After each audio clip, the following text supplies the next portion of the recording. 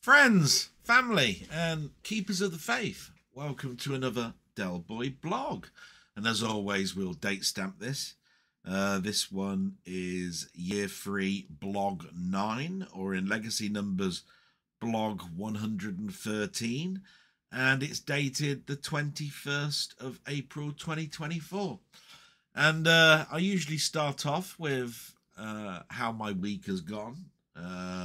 And a little bit about the weather. Well, the weather's actually sunny at the moment. It was sunny yesterday. I managed to mow the lawn, do a bit more edging. Got a load of weeding to do. And I got the strimmer out and got rid of some sort of like the weeds, you know, the long grass near the edging. So, yeah, I'm starting to think a little bit about the garden. I bought a load of bird seed for the bird table for my mother. I haven't looked at the recorded footage, you know, in over 5 months. It's still got a 128 gig memory card in the reader that the camera feeds to, and it hasn't run out yet. So it's been capturing, and I haven't taken any bits out of it, you know, like squirrels and, you know, things like that, where they're there for like 5 or 10 minutes compared to a little robin that would only be there for seconds. So I need to do some work there, but it's not been the greatest of weeks. Not to put a downer on things, I think I felt the most loneliest this week. Yeah, I wouldn't be wrong in thinking that, and it's my own fault, don't get me wrong. It's nothing to do with anybody else. Monday came and went, no problems whatsoever. I did a capsule review. First Men in the Moon was generally quite well received, and Tuesday I was looking forward to a watch along, and that was all systems go. At 5:30 I got a call from the hospital. I thought, wow, that's quick, because anybody who knows the last blog meant that I had an ECG, and I'd been thinking about that for quite some time over the weekend, trying to put it to one side. But difficult, you know. Even when I was at work, there was boring moments where I was on automatic doing the job that I kept dwelling back to the ECG. And of course, it doesn't help in the fact that when you go for a walk, you get that funny heartburn feel in your chest. Now, the lady phoned me up. She was really very nice. And I said, oh yeah, you need to have me in again, not a problem. When? Tomorrow, 10 o'clock. I said, oh no, I can't let work know that quickly. And also, it's the one day on the Wednesday that I travel to the office, and I'm supposed to spend one day a week at the office. I said I could do Thursday onwards, and they said, well, we noticed that you're in your hometown. There is a hospital. We do a clinic there once a week. Would you be able to make any time that day? I said, oh, look, anytime. Absolutely anytime. You're giving me time to tell work that I've got to go in. And they said, okay, we'll book you in for that. And I said, can I just ask a question? Is there anything that gives you concern that made you want me in the next day? They said, well, we take any chest pain problem seriously. And I said, oh, it's just that you wanted me in the next day. You know, you're making me feel like there's something that you need me in immediately for. And he said, oh, don't get us wrong, we need you in. But I don't want you to worry. We like to do a second test, make sure that person that was at the doctor's surgery that did your ECG did it correctly.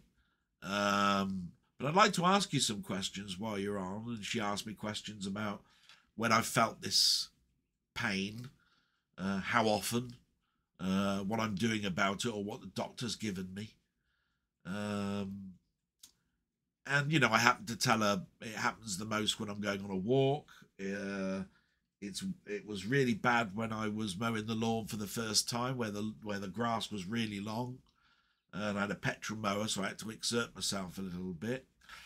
I said, but the strange thing is, it's been going on now for such a long time that it just feels like it's always there when it's not. Do you know what I mean? That same feeling that when you have a toothache for a long time, the toothache can go away, but you naturally feel it's still there. Do you know what I mean?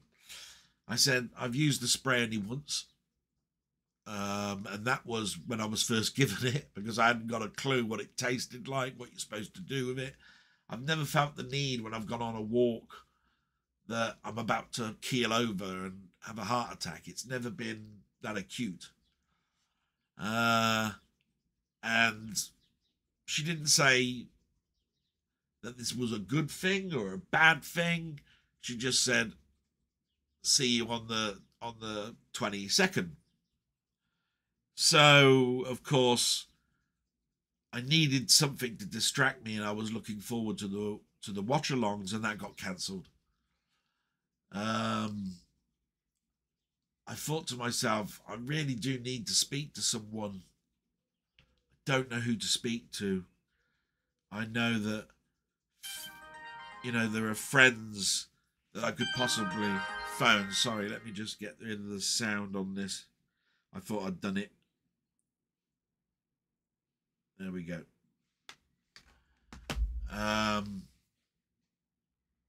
So I thought about friends to phone, and I didn't want to disturb them. In the end, that's my own mistake. There are people, I'm sure, that if I phoned them up, they'd listen to me, talk to me. But my own don't want to burden them with my problems comes in. So I went through the whole of the week really carrying a pressure that possibly I shouldn't do. You can't really burden this on your mother. She's 83. And people that I sort of know online have got their own channels.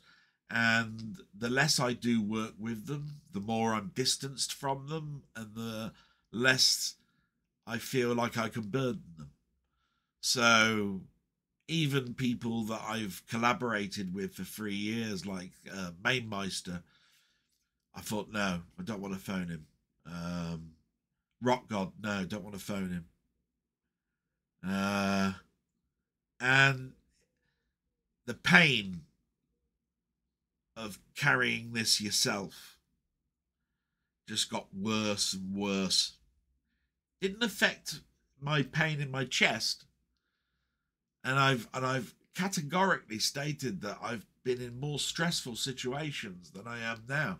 But I have to get into the idea that, yeah, but you were younger then. This is probably your body releasing pressure, and you can't hold this in anymore. It's affecting you. So I'm worried. I go into next Monday now at 10 o'clock, knowing that I'm going in for another test, which I don't know how quickly they'll tell me anything. In the afternoon, I've got a blood test because I've had my tablets changed in the last 2 weeks, and I need to check my kidneys. And the only light is that I'm finally being seen and finally having something done about it. And what I wanted this channel to be is seeing the changes in me as I get bad news. I wish there was good news, but it's a warts and all. And loneliness is something that I've wanted to portray in my blogs on how it affects people, and I've never felt more alone this week.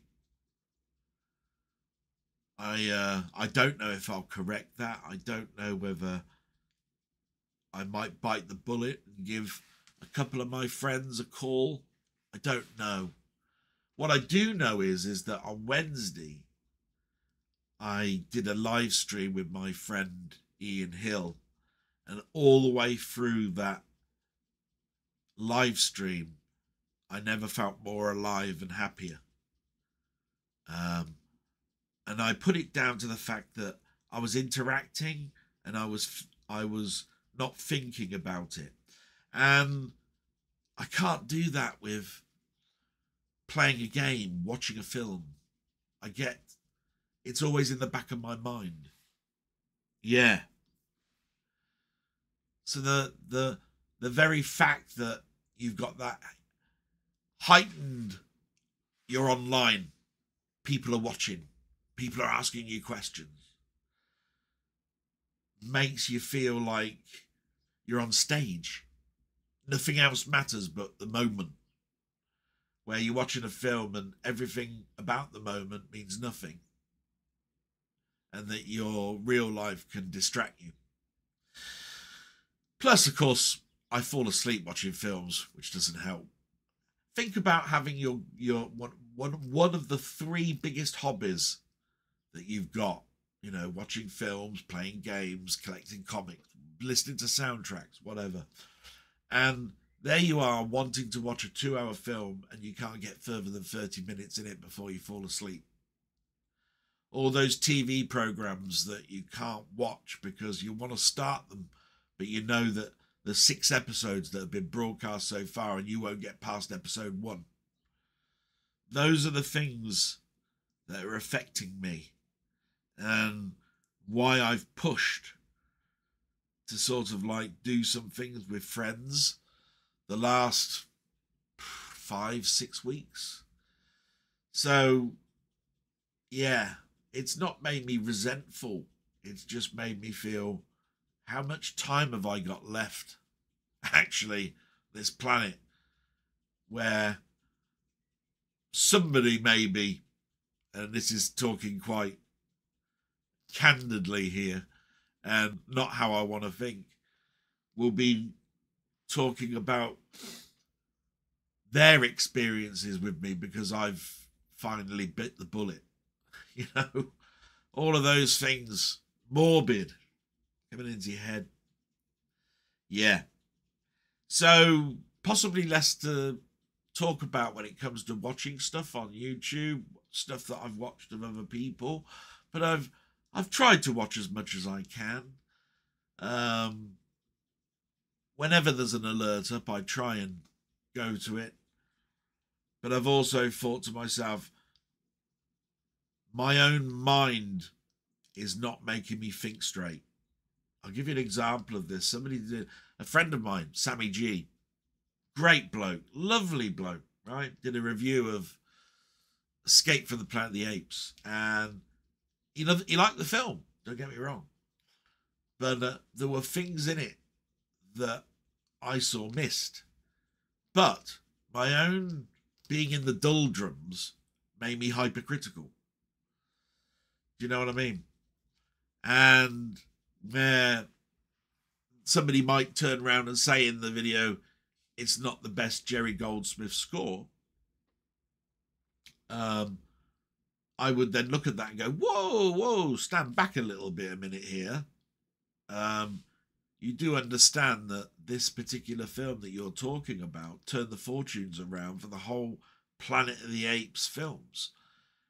If there wasn't a third film, you wouldn't have the round robin effect of being able to go round in a circle, because remember, it starts off in the future and ends up back at the beginning of where the scientists took off from, the 70s, and goes all the way back to the destruction of the Planet of the Apes in the second film.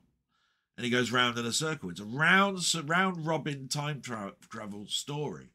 So the third film is key. If you don't have that third film, you don't have a fourth and a fifth, and you don't have a circle for the series. So if somebody doesn't see that in a review, I'm sort of there going, oh, I've got to say this, my God, without thinking that this was just a personal opinion of a film. So there I was writing this down, and then the next day I was thinking, do you know what? I shouldn't have said that. Shouldn't have said it. Okay, I'm showing a passion. Okay, I'm giving knowledge. But it's a personal review, not a critical review. And that I missed. So anyway, bad week. And tomorrow I know more. That's all I can say. And each day I get up, I go, reset yourself, Del boy. You're alive. You woke up again this morning. That must be giving you some hope. Yeah, it does. So let's brighten ourselves up, shall we? We start off my blog every week with the news. Again, sorry if there's not much in the news here. I did my searches. I didn't see anything that really grips me. There's a few things going on, and I'll mention them here. So in the war, we start off with the war, because as I said, that right at the very beginning of my blog, and like I say, we're now at the 113th, the war still continues. So it says here, in quotes, "Thank you, America," end quotes, says President Zelensky, as war aid passes approval at the White House at last. This war aid package pledges $61 billion worth of military assistance to help fight back against Russia. So I'm going to have to write it down here. It's not money, 61 billion in money. It's 61 billion in military aid. So the tanks are all there. You're borrowing them. Anything that doesn't get blown up, we're having back. You know, that sort of thing. Obviously, a lot of that will be munitions, which you won't be getting back. So it's nice that after all the negatives where Russia is making footroads into Ukraine, there might be a standoff and a pushback. I still see negotiations as being the way forward for this, and I still have my fingers crossed and my whole heart thinking, let's get this finished. Let's push and get around the table and talk about this and get it over with. False hope, I know, but that's how I'd like it to be. UK news. Okay, this is where I had difficulty. I didn't look at any papers. I didn't watch much on the news this week. So these were just bits and bobs. The London Marathon started today. Now, I don't know if anybody in the world that watches this knows what the London Marathon is, but we have a sort of a charity run that closes London down pretty much one day a week, and it's this London Marathon. It started in 1981, and I remember that day quite vividly, not because I was there or anything, but because the whole of Sunday's broadcast on BBC One was watching these people run, and some of them were in costumes. They were in big It's a Knockout type costumes, and I thought to myself, you're going to run 26 miles, is it? 26 miles in a fluffy costume. I get hot walking a mile, let alone running it. But it's all for charity. And from then on, it used to be something that, like the boat race, the Oxford-Cambridge boat race or the Grand National, just seemed to be something to watch. And anyway, it started today. So that'll be finished now. The people that are in it for the training for an Olympic or a European meet will have got their times in and will know where they are in regards to their training. The others, they'll be walking through all the way through till about 9 or 10 tonight, I should think. 26 miles. Anybody knows, I think you could do the math, that even if you walk a 15-minute mile, that's 4 miles an hour, 26, do the math. You get slower and slower and slower. The one thing that anybody that will tell you the death knell of any runner is stopping. You've just got to keep going, even if it's at walking pace. Just do not stop, because all of a sudden your legs will feel like concrete. Oh, worst feeling when I did that. I must admit, when I was doing my running, if I stopped, I knew shit. Now I've got to walk from here because I can't start the running bit up and my legs feel like lead weights.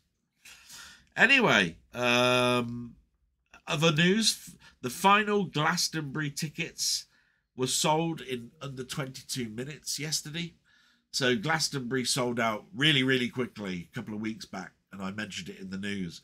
There was a second glut of tickets to sell. I suppose that's from people like credit card failures and all sorts of stuff. So they get a glut of them all together and then they sell them. 22 minutes. Well done, Glastonbury. Don't even know who the headliners are this year. So there you are. There's news about changes in something called the FA Cup. Now, the FA Cup is a special cup that's been going for years and years and years. I think it's like 70, 80 years, probably longer. And it's where the teams from all the divisions can play in a competition that will finally be between two finalists. And the semi-finals are this weekend. Now, we've already had the game between Chelsea and Man City yesterday, and Man City won. My team, that has not been in the FA Cup final since 1987, are playing today. And they're playing Man United. I said to my mum yesterday, look, you've got Man City, you've got Chelsea, you've got Man United, you've got Coventry. Coventry being in the first division, all the others being in the Premiership. My prediction is that Man City will beat Chelsea. And then you've got our team, Coventry, and Man United. I think they'll put up a good fight, but the prediction is that Man United will win. But they're not playing that well, so there's a question mark here. And if that's true, then the FA Cup is a Man United, Man City, local derby final. Boring. I so hope Coventry get there. I know they won't beat Man City. It's almost like a death knell card. But I have high hopes. You know, it'd make me so proud and so happy if they actually win today. Because the Formula One is today. That's happened already. I haven't seen the result. I'll be watching that a little bit later on. And then the final bit of news is that Taylor Swift, not that I'm a big fan, not that I know much about her, apparently she brought out her album this week. I think it's called Tortured Poet Department. Apparently it broke a record by being the most played single of the day on Spotify. Apparently the most downloaded album this week. Wow. You know, great to have all these records, you know, that get beaten. Apparently, though, she's just beaten her own record. What does that mean, then? The state of music, to me, is not for me. It's for the kiddies. So, you know, I look at it and go, is what it is. Music, to me, is always a foot in the past these days. Rather than the future. I think the last track that I actually listened to that was in the charts was Blinding Light. Is it called something like Next Weekend, I think, or something like that. A catchy tune, all synthesizers really, used in an advert. So it became something that I wanted to listen to. that's the end of the news. So just going to take a little bit of a sip of orange coloured drink and orange flavoured. So much better. Oh. Ah. And we move on to the shout-outs. Doing quite well this week. So, hopefully I've missed no one. You know, I love the shout-outs. A big thank you to all those that are looking out for me, wondering how I am. Means more to me probably this week. And, you know, people don't have any time anymore. So when somebody has got to look at my video, even if they just watch 10 minutes of it, and have took to writing down something to see if how I am, thank you is all I can say. And it just seems like not enough. Do you know what I mean? It's not enough to just say thank you, but it is a big thank you to them. It's why I keep going most of the time. So hopefully I've missed no one. I do apologise if I have, but I do read these out, what they've left. So if I've missed out the name of the shout out, at least they'll be talked about when we get to what they wrote. So these people are Doug Scullery, Denny, Jambon, Ian Hill, The Ramblings, Steve's Gaming, Colin Jones, aka Ponder, Martroid, David Retro Games Played Badly, Robert's Retro Gaming, and Doug Scullery. I mentioned him twice, so sorry. So there's 1, 2, 3, 4, 5, 6, 7, 8, 9. That's quite good, isn't it? 9 people. And like I say, the watching is always very high for my blogs. That I consider high anyway, when you consider how many subs I've got. And talking about the subs, that was a weird thing. So there I was, 200 subs last Sunday. While I was doing a blog, it dropped to 199. Go figure. And then it went up to 200 today. Takes a week to get one back. I could do hours and hours and hours. It means absolutely nothing. You need to get your face out there, I think. And then people who have never seen you then go, oh, I wonder what he's like. The YouTube logarithm of my likes don't put me into the stratosphere. Do you see what I mean? I get very few likes, so it doesn't alter too much. But anyway, that's boring analytical, so I won't go into that. So we'll go into the questions, shall we? And read out the comments. So I love this bit. It's great. So we start off, no particular order, Doug Scullery, right at the top. Hi Adele, just checking in. I still watch your Sunday blogs without fail. Always look forward to them. Thank you so much. That's really, that sort of means it's just a killer line that makes you just full of glee instantly. A question and a topic. Okay. Any chance you'll be doing more of your retro ramble walking blogs? Weather and health permitting, of course. They were great. Yes. The garden starts again. The walking continues. But you're quite right. Health has drastically changed things. But I've never known anybody saying that your health is so bad you can't walk. It's just, I'm just wondering how good a rambling with a walk will be.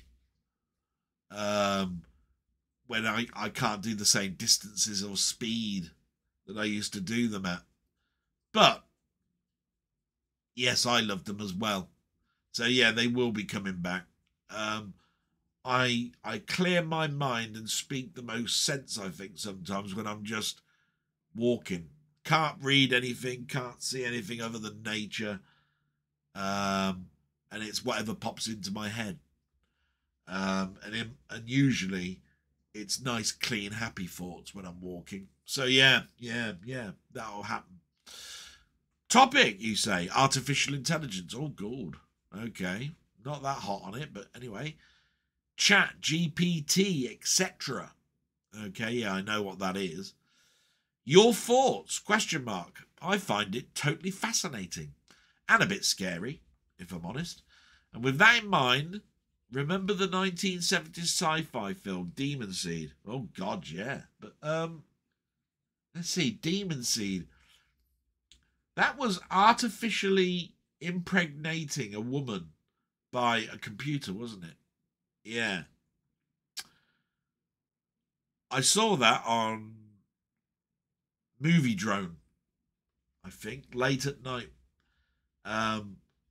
It stayed with me for a couple of weeks, what the whole thing was about, trying to work out, really, because it's got a weird ending. But AI has been around for a long time. You know, I mean, you can't watch a sort of like a science fiction film, really, without AI coming in it somewhere, robots with their own autonomy, etc., etc. So, you know, science fiction TV programs, anything that's got an android robot computer that's got its own thoughts, data from Star Trek, you know, all that sort of stuff, Rem from Logan's Run, all of that. But I've never lost track of the day I went into computer studies. The guy introduced himself, and then he said, "Tell me something." He was talking to the class. Tell me something. Do you think computers are intelligent? Question mark. And we went away to deliberate and all that sort of stuff. And of course, the fundamental answer is you didn't need to go away. Computers are dumb. Totally thick. They are empty. They know nothing until we program them what we want them to know. Right? Which therefore comes to the analogy that it's garbage in, garbage out. You put crap in, you'll get crap out. You code something badly, it shows. You program something great, you're on a winner. So what is AI chat? So AI chat could be just garbage in, garbage out. You put in questions like search for the meaning of life. It looks at that and it looks at its database of words and presents you with searches, books that you could read, all of that sort of stuff. All very good, but you could have typed that into Google. No. If AI goes forward, the danger is that it becomes something that can be hacked, manipulated, and can turn into a bias tool. What do I mean by bias tool? Very towards a political aim, i.e., if somebody hacked it and said there is only the Conservative government, then basically anything that you write into it without knowing that has happened in the background means that all you're ever going to get is everything about the Conservative government. So it turns into a tool totally biased. So it's an interesting subject. I don't really know much more than that, really. And I applaud some AI, not in chat maybe, but AI where a tool can be used to fill in the blanks of a picture that's slightly destroyed. You know, say it was in a fire, it was a picture of a nice scene, and one of part of it had burnt away. The AI can fill in that gap.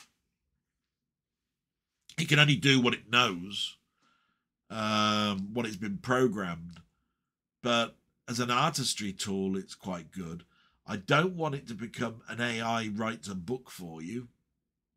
So it reads all the novels of Agatha Christie and James Herbert and all of that, and then writes in a style of those two combined to bring out a new book. No.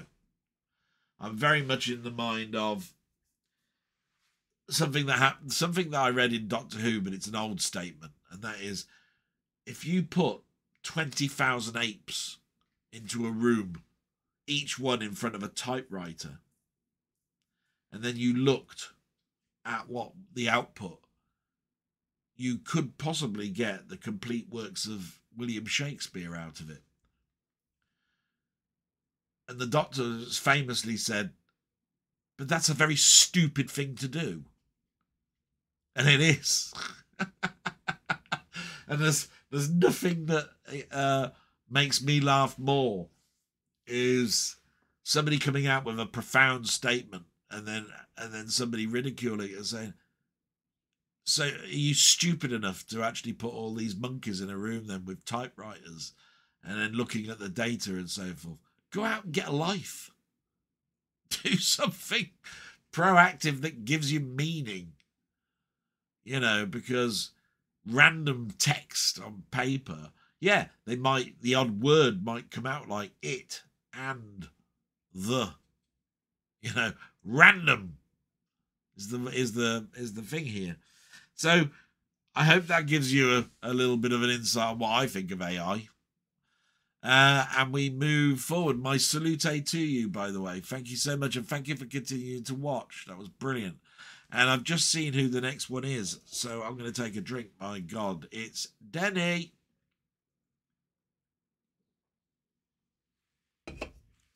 Let's read this out then. There's no AI involved in this one, I can tell you. Hiya, mate. Hope you and your mother are feeling better and looking forward to the summer. I am currently typing this at 2:15 on Saturday afternoon, looking forward to a 12-hour shift that begins at 6 p.m. The joys of working mornings, afternoons and nights. One thing keeping me going is our Charlton Heston dystopian live stream Monday night. Still a little prep to do, but learnt a few new things about all three films. That's another thing that I'm looking forward to. Monday's going to be an awful day, but in the evening I'll be talking to my mate Denny, and we'll probably be talking for a couple of hours. And we'll be talking about a couple of favourite films. Of course, it comes with a bit of dread because he mentions, oh, I've done some prep, and I look at it and go, what prep have I done? I've had so much going on in my life that I haven't done much. I've done a bit. You know, I wouldn't be Del Boy if I hadn't done a bit.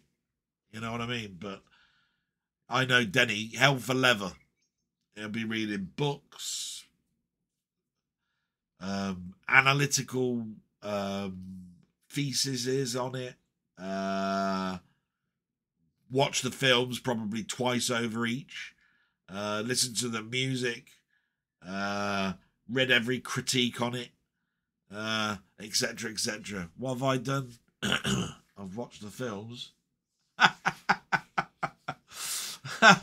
The bare minimum. Let's hope my movie memory is good. It generally hasn't let me down when I've needed it. So, yeah. I'm still looking forward to it. Little bastard. One thing I noticed these days when you mention the Grand National is how these sporting events like Wimbledon and the boat race and the National aren't so prestigious these days. There's literally no interest at all. No, there isn't. My dad would have been. I think my dad would have kept it alive in our house. Wouldn't have made a blind bit of difference out there. But, yeah. Totally agree with that statement. Your view on your working practices never ceases to amaze me, how companies never see how issues affect their employees. Or is it they don't want to see it? Ideas off the floor tend to be the most sensible way to proceed, yet managers always know best, don't they? Yeah, and I think it's compounded by the fact that we've got And this is not the contractor's fault. We've got contractors in. Because these contractors are hired not to progress their career, but to get a job done, which means output and the figures are what we're looking for. But then when people leave and these contractors suddenly become your mentors or people that are looking after you, I don't think that they have any heart in you at all. Because once they're gone, you're out of sight, out of mind. And I've used that statement a number of times in regards to me collaborating and all that sort of stuff. When you leave the company, all you think about is what good work you did there. Not that you mentored, helped, shaped, moved forward any particular person in their career. Nothing. And therefore, when you're doing your job, the only thing that they're concerned about is, are you going to get that done by 4 o'clock? Not, how much pressure am I putting you under? Or anything, or is there something in this job that I'm going to give you that actually progresses your career by showing you something new? No. So they generally give you the donkey work to do. The laborious task that they don't want to do themselves. Yeah. That's why I'm so disheartened, probably, and why nothing's changed in the last year, from what I can see. So you continue. Thanks again for answering my question. Guild Wars 3 for me would have to do away with elitists content like raids. This breeds a toxic environment, and not having the correct build or skills gets you pushed from a group. Yeah, I feel the same way. I mean, like I said, it was a question that was given to me like the lights on a road, you know, the blinding light. You know, I've got to come up with an answer instantly without really, with only the thinking that I can do or the deliberation that I can do at the time of the blog. You go away and think about it, and there's a lot more you can talk about it. But I do remember Guild Wars having that problem where when many people kept doing the same event, they stopped then actually doing it. Then when they stopped actually doing it, you were a solo person trying to do it, and you found out that it was impossible because you needed 5,000 on the stream at the same time to actually come close to killing this bloody great big behemoth of a dragon or something. So, and raids are exactly the same. You know, you were raiding strongholds with so many people that it was the numbers that killed them. Bit like Command and Conquer, where you built so many units that you mass swarmed their base, and even if you never really quite took over that next base, you did so much damage that it would take them forever to build all those factories again. And by that point, you've got your army already ready going for the next wave. So that was it. They was done over with. Tanking, basically. You carry on. I want achievements you can actually get and not forced to do in a time frame or window of opportunity, like when they add a new map. Once the content is completed, people move on to the next thing, and the achievements are next to impossible to do in any empty map. Example of an achievement difficult to do after is when you have to kill a champion. Solo is beyond difficult. Same thing, yeah. Totally agree with that. I would like them to reintroduce the missions from Guild Wars 1 so you could play at your own leisure or with friends. Loved this content. Yeah, they even introduced heroes that were previously played by individuals that became part of your party, and they were controlled by the computer. And so instead of you going into battle as yourself, you had about 6 or 7 other artificially intelligent controlled characters. And I use that AI word with a tongue-in-cheek. You know what I mean? Because you know what it's like with games and pathfinding, and that they're terrible. But they ended up being like cannon fodder while you did the good work, so you had a chance. Do you know what I mean? So that was great. So you continue. A total revision of the gem store. £20 a skin is taking the piss, and get rid of all that endless grind for items. Item drop rates need to improve too, and I'd welcome the return of the green weapons. Yeah, anybody that knows this knows that they always the developers always turn around and say, look, we don't want a pay to win scenario, but we're going to be putting things in the store that make it easier for you. You could change the look of it. We also will make it so that you can actually craft it yourself or get it within the game, but you'd probably have to put 40 hours into it to do it. So you've either got 20 quid or you can skip 40 hours. You know what I mean? And to be quite honest, that's the model I don't like. But it seems that most companies do put that model in.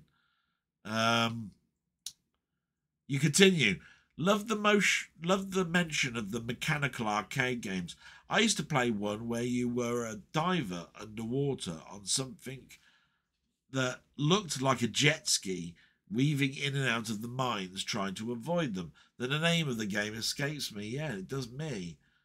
Because although I mentioned a lot of mechanical sort of one-arm bandit type things, I think what we were talking about really was the early dawn of video games, which weren't really video games. They were like film loops played on a backlit projector with a gun that had a sensor, and you aimed at a sensor dot, and if you hit it, you killed the creature or whatever. That's what Jaws basically was, that one that I talked about last week. And there were a number of those. There was one I remember that was quite far ahead of its time, but I never saw it. It was a holographic one. It was set in a bubble or a dome.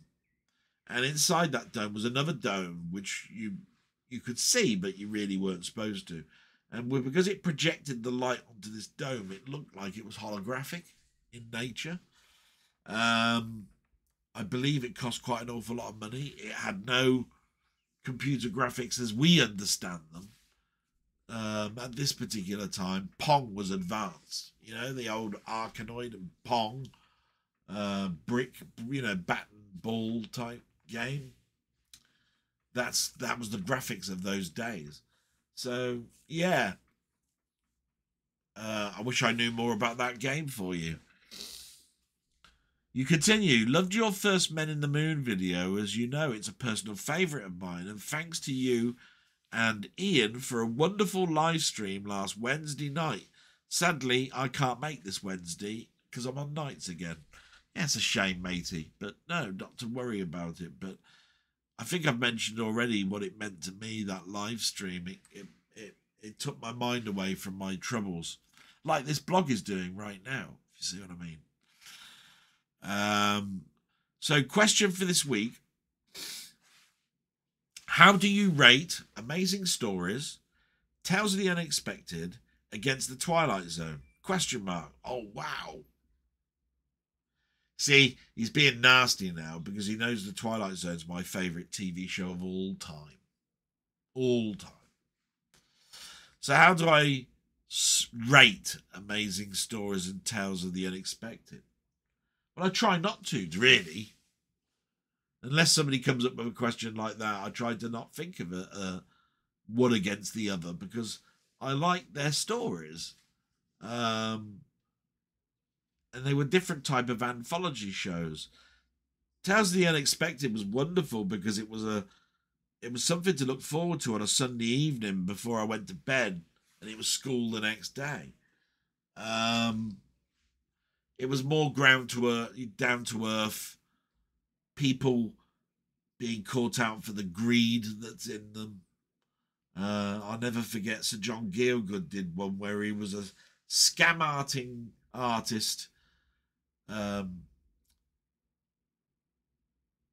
auctioneer type, antique dealer, dressed up as a priest, going around the countryside looking for that obscure furniture piece by someone like Chippendale or something, and making a mint and making a name for himself, only to find he does find this table, but he has to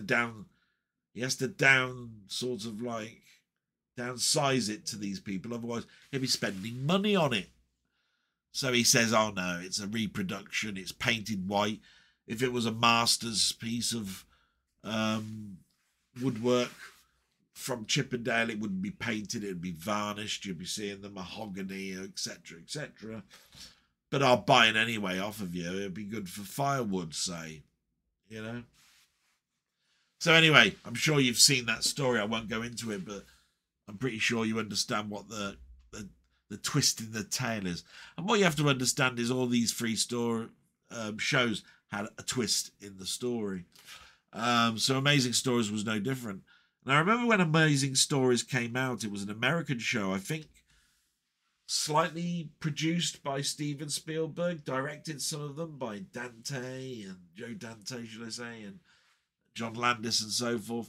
I'm not quite sure if that's totally 100% true, but they did have different directors, some of them film, doing story segments for a TV show like Amazing Stories. But it had an interesting opening credits, all CGI. I remember seeing this Indian sat around a campfire. Suddenly a cinder would come out of the fire. You'd follow the cinder up, it turned into a book. The book was flying, all CGI, towards a library. He goes into a library bookcase, etc., etc. You know what I mean? All CGI, looked wonderful. Great soundtrack to that main theme as well. It's in my head right now. And great reminiscing of that. And you used to rent those from Blockbusters as 2 episodes per tape. I think eventually Sky showed it in its entirety. It was an 80s show, so of course by then I've seen things like The Outer Limits, Twilight Zone, Tales of the Unexpected, Ripping Yarns, Armchair Theatre, etc., etc. So it didn't offer anything new, but it was, whether it was done well, that's the thing. And it was done pretty well. So I'm not going to put any of them in order other than to say Twilight Zone is king. Anybody that wants to disagree with me can, but I would say to them, you're wrong, but respect your answer. You know, some people will put, I don't know, Nightmare on Elm Street TV series in here, or anything like that, any anthology show. So yeah, the nice thing about them is they were wonderful when they were out there, and when they were taken off of TV, because the last time I saw anything like that would have been Black Mirror, Charlie Brooker's series. So I look forward to them, really. I hope that gives you an answer. Cheers, mate. Say hello to your mother for me, and see you Monday night. Yeah, looking forward to that, matey, and salute to you. Oh, I'm going to sneeze in a minute, so I'm just going to pause for a second. Hopefully I don't cock this up like last week, because I'm just about to sneeze. Just bear with me. Thanks for that. I had to sneeze. God, terrible. My throat is always going. So, yeah, I just got to the end, didn't I, of... Let me just remind myself. Yeah, Denny. Thank you so much, Denny, and salute to you if I didn't do that before. And we'll move to Jambon, who's next. And it's got, hi, Del. Hope you're doing okay. I've had a real downer of a week, so I can't tell you how nice it's been to listen to a friendly voice, even if it's just a recording. So thanks so much. And that's so nice. Even though it's been doom and gloom the last couple of weeks, I've got a funny feeling that things are going to settle down once I know what's going on. They're not going to want to kill me. They're going to want me to prolong my life. So I got to look at that. And things are being addressed. So, yeah, look out for some more fun stuff, shall we say. Thanks also for the detailed info on watching films in VR. It does sound great, but sadly I'm going to have to shelve any VR plans I had, because as our garage flooded and then we got conned by some dubious tradesmen who did a rubbish job and charged a fortune. On top of that, my PC is on the blink and my Bluetooth speaker conked out a month after its warranty expired. All this has stressed me out no end, which has aggravated my health condition. Sorry for the rant. That's not a rant, matey, and I'm so sorry to hear all of this. I am at the end of the phone call, matey. Give me a bell. I might not be able to do too much for you, but things like your PC's on the blink, I could possibly do. Bluetooth speaker, not so much so, but all depends on the fault. I might be able to talk through something on that, especially if I had the make and manufacturer. I understand about the VR plans, just so everybody knows, just so that everybody will now know. MetaQuest have now permanently reduced the second VR headset. You know, the third one is the one I've got. The second one is my backup. That's now permanently been reduced. It is now below the 200 mark. There has probably never been a better time to try it. But I'll stick with my try it with your phone first. Look at these YouTube videos that tell you how to make a cardboard cutout that makes a pair of glasses out of cardboard. Slot your phone into them.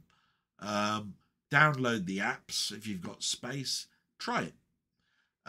Just think that with VR, a proper headset, it's turned up to the 9th degree in quality. But it gives you an idea.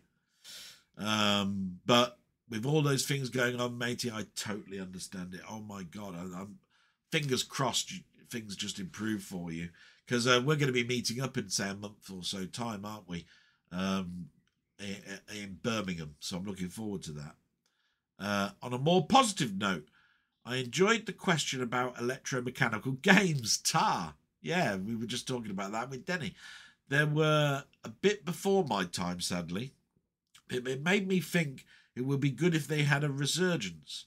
I bet today's kids would still enjoy them, and it would show them, and us smartphone addicts, that it's possible to have fun without looking at a screen. Yeah, definitely.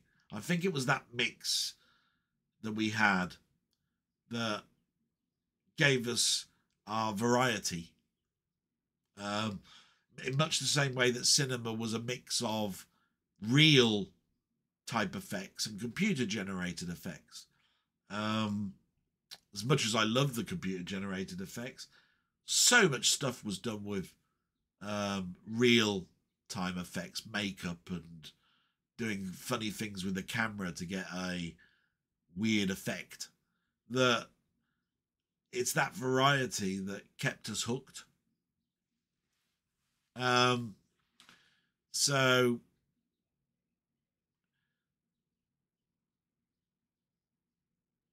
what else did you put? I'm just trying to read it. I bet today's kids would still enjoy them, and it would show them and us smartphone addicts that it's possible to have fun without looking at the screen. Also, they're not the sort of thing you can have at home, so they'd have to venture out into the physical arcade. Definitely. We've had all those discussions before, like back in the day we used to get on our bikes and go for a bike ride. We used to play in the garden, play football, do something. And when it rained, that's when we came in and did the board games type thing. So, yeah. Anyhow, I'm very much looking forward to your next blog. All the best to you and take care. And yes, and I'll pass on anything to my mum as well. I know that you wish her well all the time. Thank you so much for that comment. So many thought-provoking things in there. And remember, I'm just a text away or a phone call away to discuss anything that I might be able to help with, matey. Door's always open, you know what I mean? And salute to you, sir. And we move on to Ian Hill, The Ramblings, which I told you I did some stuff with him on Wednesday. It was beautiful, really. I probably the highlight of my week, really. So he says, thank you as usual for the blog. Very much part of my Sunday now. Hope you and your mother are okay. I enjoyed your excellent review of the first Men on the Moon. It brought back so many great memories. Also, it was good to have you sharing my live stream again on Wednesday. It was for over 3.5 hours. And we had 106 views, which is amazing. I'm looking forward to you coming along on Wednesdays. I enjoyed you. I enjoyed it. You bring a great deal of knowledge and humour. I try. The knowledge bit, I'll agree. Humour, some might say no. That might be probably some of the reasons why I'm not on chat things. I don't know. I'm definitely not Nige, Rock God.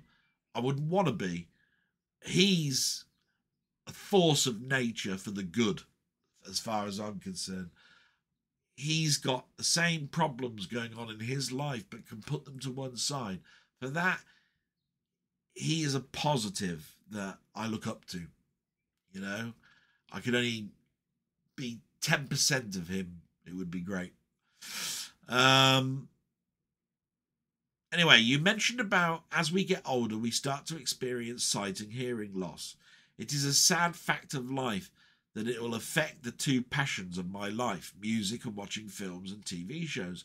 I don't really want this at all, and I will fight and use every way to stop it. It's not a life I want to live, being deprived of things I love. I can see why people reach a point where the quality of life is so bad they want to die. If it comes to the point where I had a choice, I think a part of me would want to fight for the life. The survival instinct is a very strong human trait within us all. So is a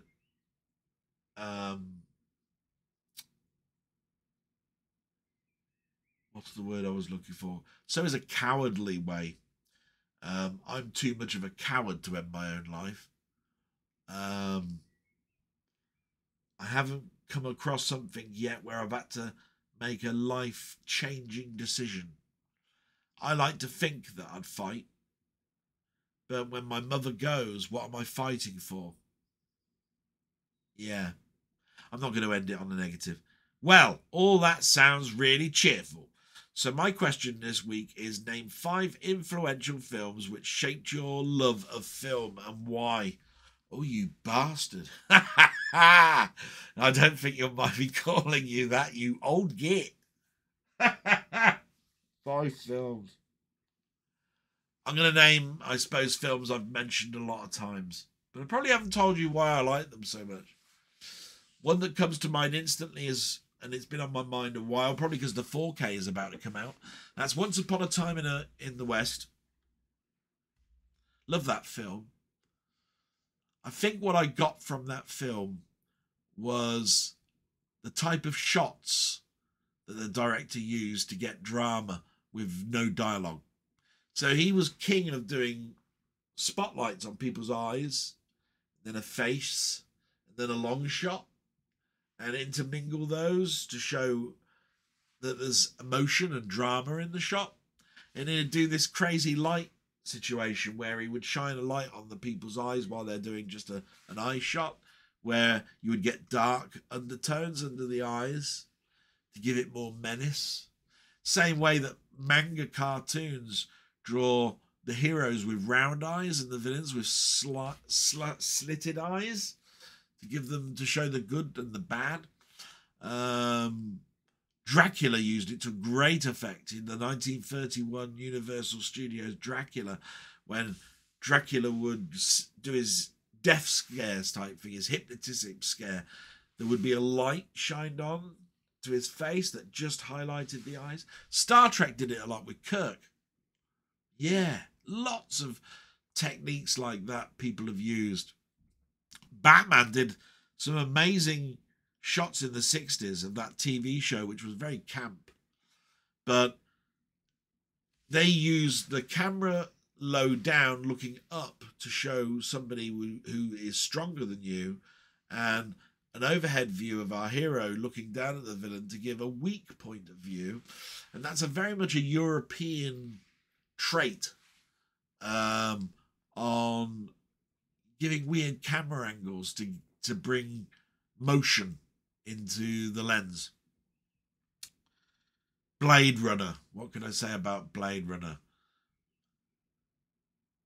I think that's the visual element of the future, where as much as I'd love the future to look wonderful and rosy, we'll be talking on Monday a little bit about this. The dystopian future is the more likely. And it's weird how we see nature retake over the land when we don't tend to it anymore. And if we turn our back on technology, or technology works against us, I can see the technology dying, and we'll be back to the round wheel and light and man creating fire as being our greatest achievements again. Yeah. Blade Runner gave me that vibe, all with its neon lights, cities with that look like industrial flamethrowers coming out of the tops of the buildings, rain and more rain and more rain, and everybody looking wet and depressed. Yeah, I think I learned a lot from Blade Runner. When it comes to a message in a film, It's a Wonderful Life is one that I stick to, because it tells the tale of George, doesn't it? And what life would be like if he wasn't alive anymore. What would have happened to the other people's lives? In other words, you being around is much more of a positive than you not being around. So that's a great message. So that's a film where I got a huge thing about the message in a film. Lawrence of Arabia is all about, to me, the marriage of the visual and the sounds. I can't listen to Lawrence of Arabia's score without thinking sand dunes. It's mimicked in so many other films. In Star Trek, the motion picture, you have the tune for the Enterprise. It's a very romantic piece. It's a piece that's very melodic, but instead of space being cold, it brings a warmth of togetherness if you're on that ship. Goldsmith wanted to give an impression of a sailing ship in space. And as parts of that main theme I listened to, that I think of a ship on a sea with the wind in its sails. And so he got it on point. So Lawrence of Arabia is my probably first introduction to the marriage of sound and visuals. And then I think what Laurel and Hardy proved to me, and the skit I'm going to talk about is Music Box, which everybody knows is my favourite. I think what that proved was you don't need 90 minutes to prove a point, or to be funny, or to be dramatical. You can do it in a short space of time. You can do it as all of the things put together, like Kentucky Fried Movie and Amazon Women on the Moon.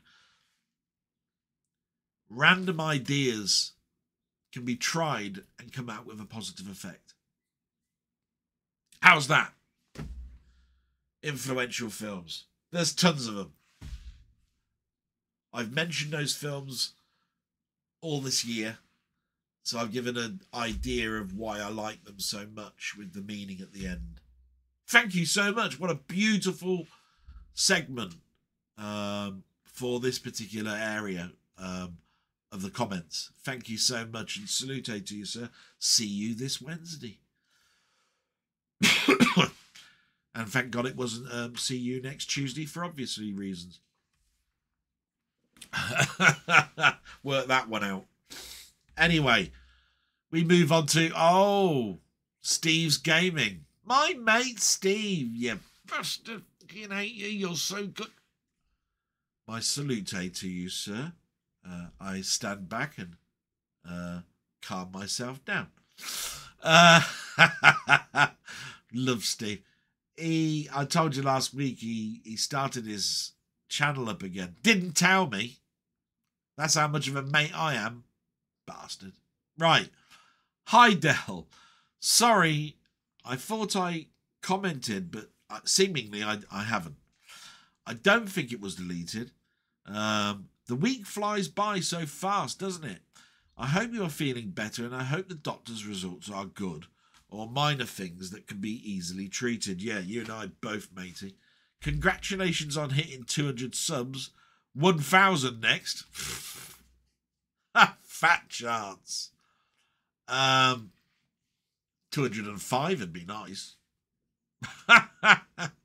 I've been to the dentist this week, went for a checkup and did a root canal while I was there.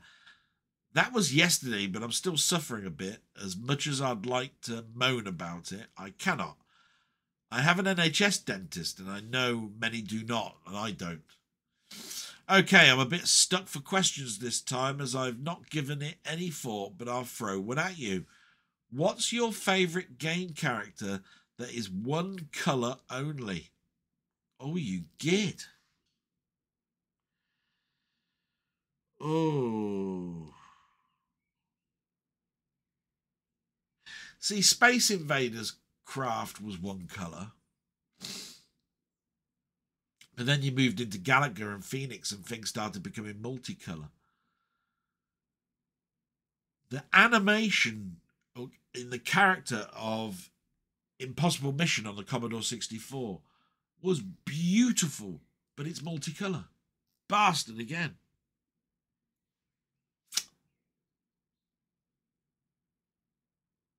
Monty on the Run is a single colour character with a somersault and looks like a mole. Yes, that's in the standings at the moment. Manic Miner, same thing. When you consider how old that game is, the actual walking mechanic of that character is brilliant. Yeah, for definite.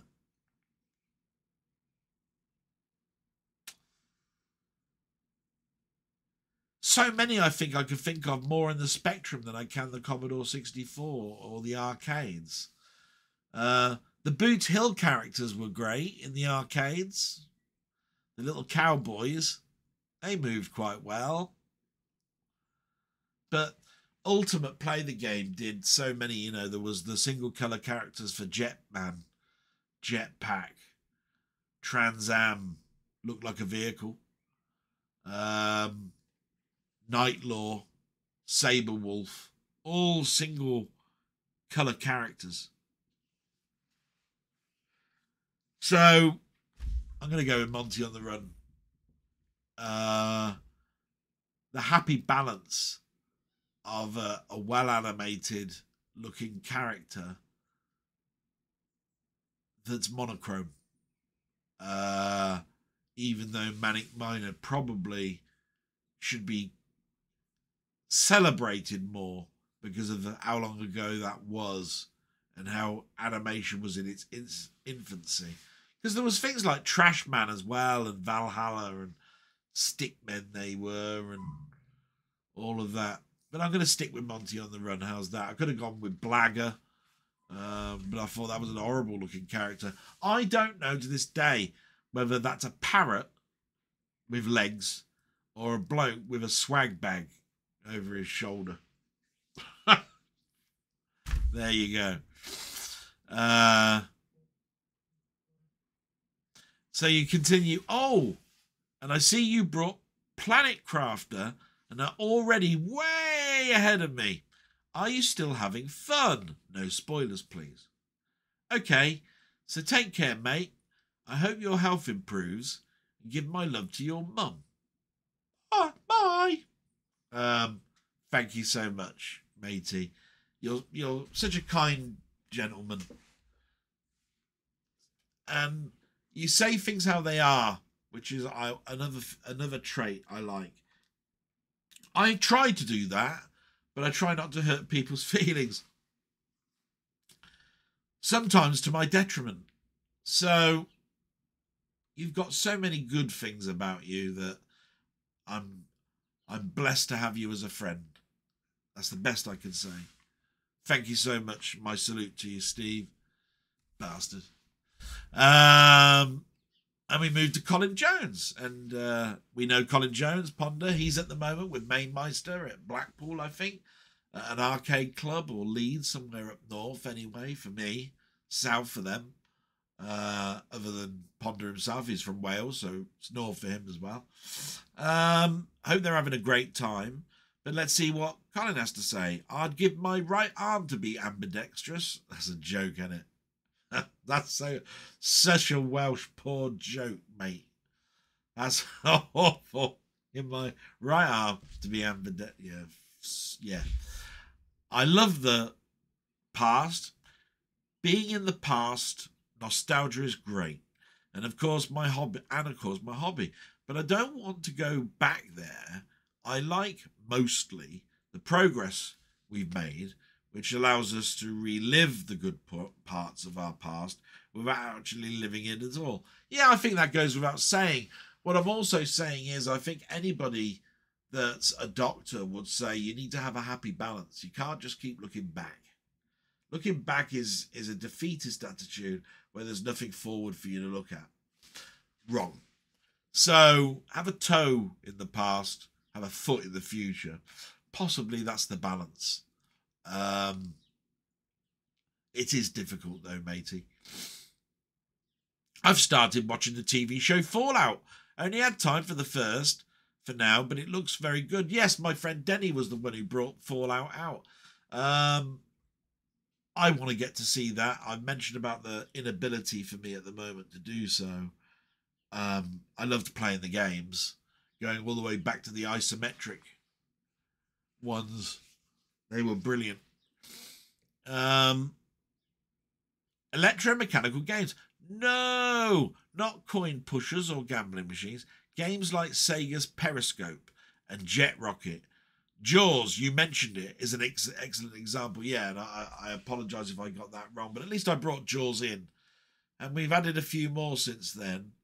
Denny's brought one in. I've brought in another one, which was a holographic one. That was a mechanical one. So I'm glad I've brought some other examples rather than those 2p, 1p machines that were gambling.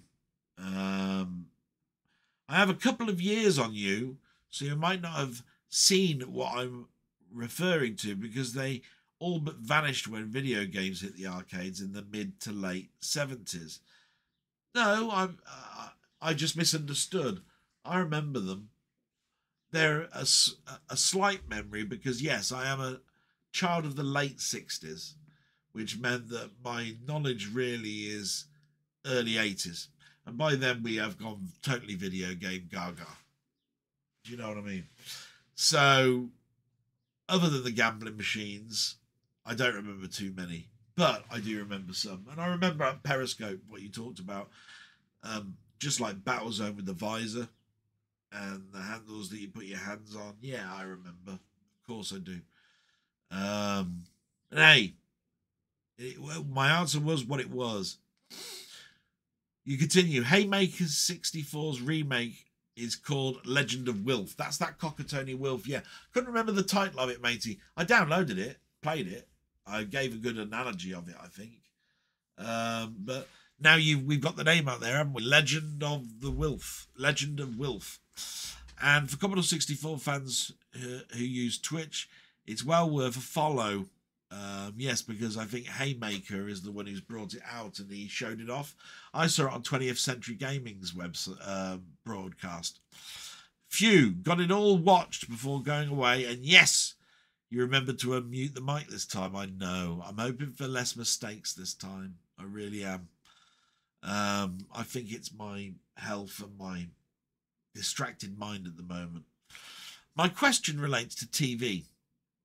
Do you remember the trade test colour film broadcast on BBC Two? The best one by far, in my memory, is being Ride the White Horses, which was about the 1969 round UK powerboat race. I do remember them. Don't think a lot of people will, but we've got to go back to a time now where the test card ruled. TV ended about just before midnight. TV in the day was nothing other than test card signals and children's educational and open university. So they used to put these trade films out, which were great for shops, I think, like Currys, because you used to have their tellies in the window. And if you had nothing but a test card to show, it's not really showing off the ability of the telly. So they used to put out these films. They were never any more than about 20 or so minutes, I think. Ones that stick out were, I think there was one called The Empty Seat, which talked about going to work with a passenger. Road Observation, which is a little bit like I told you in another blog, where my mate was a policeman and he was told to describe a scene while driving. So while he's driving along, he had to mention there's a car on the right, it's white in colour, it's a Vauxhall moving up, there is a lamppost on the left with the light damaged, on the right there is a woman pushing a pram, she's looking at her mobile phone. In the road we've got the dotted lines just finished, we're now going over some speed humps, etc, etc, etc. So Road Observation was one that I remembered. And I'm pretty sure there was one that was talking about the opening up of the Bullring shopping centre. That was good. And there was one that was about Britain in the 60s. Yeah. Come to Britain, and it talked about Trafalgar Square, the museums, all of that sort of stuff. Yeah, I remember them fondly, matey. There was one that was really, that I saw an awful lot of. It said, it started off very ominously. This man doesn't know, but he's going to die today. And he's going to be travelling to work. He's going to be travelling to work in his normal, boring manner, which is in a car, park his car, do his job and travel back. And it talked about his life. How he put his foot down when the red light was on, you know, to get through the light, you know, when it was going from yellow to, you know, from green, yellow, or amber, should I say, to red. And how he pushed his luck at crossings and all sorts of stuff. That, I remember that one vividly. Yeah. That was a nice memory. Thank you so much, Colin. My salute to you. Hope you're having a great time today with Mamemeister. Then we get to Martroid. My good friend Martroid is brilliant. He never really asks me a question. He just says nice things. Thanks for the kind words, Al. It's always a pleasure. I must admit, I'm looking forward to your Charlton Heston discussion with Denny, which is tomorrow. I don't think I've ever seen Soylent Green, and I certainly haven't watched the other two for many years. So it should be, well interesting. I hope so. I have great fun with Denny. I do like to educate or give out information. So I'm looking forward to it. Just to verbally talk again for a couple of hours. Brilliant. Thank you so much, Martroid. Onwards and upwards to the next one, matey. The next one is David Retro Games Play Badly. And he's put, keeping me company at work as usual, matey. Congratulations on hitting 200 subs and just got there again today, matey. Thank you. Looking forward to Fallout, the TV series. Yeah, I wish I was, and I will try, I think, this week. Specky is the only 8-bit computer, but thanks for the kind words. It's not. Jesus, man, let it go. God. The game footage you showed reminds me of an early PS1 game, but the name escapes me. Then you mentioned it, Assault Rings. Yeah, yeah. That wasn't really to diminish my friend down the rabbit hole. It was just that one looked more like Tron Tanks with Battlezone thrown in. I installed it and still haven't got around to playing it yet. And you can play in VR. So I might do that today. Hopefully going to watch Dune 2 this week. I hope you do, matey, and I hope you have a great time watching it. Great trailers, and take care. Thank you so much, my friend. Just those little bits just cheer me up. Little things like that. Little lines. One-liners. Brilliant. And we get to 2 messages from Robert's Retro Gaming. I'll try and read them in order. The first one is, because he's gaming royalty, and he can say what he bloody well likes, because he writes the law. Blog went up 12 minutes ago. First past the post, I win. More to say after I've watched it. I probably even missed that it was up for 12 minutes. You know how it is where it says it's uploading. And then it says now it's processing up to SD standard. And then it says processing now up to HD. And it says 3 or so hours for that. But you can watch it in SD. So, yeah, I'm usually out in the garden doing something with my mum or whatever with that. But you did another message a little bit later on in the day. Congratulations on the 200 subscribers. I would wager that your watch time in any given month is as much or more than my channel. I generally watch or listen to the whole blog every week, but I think I'm in the minority. I hope not, but I can see what you're saying, yeah. These card readers extensions are nifty. I move pretty much everything back and forth from my Mister over the network as well. Yeah, and I do. I actually got them out because I got sick and tired of when I have to take this SD card out, it almost nearly falls inside the bloody box. It's awful.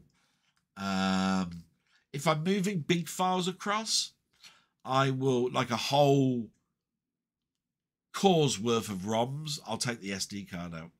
If I'm obviously altering the odd 1 or 2, or it's such a small core, it's only got so many kilobytes of files to copy across, I'll use the network.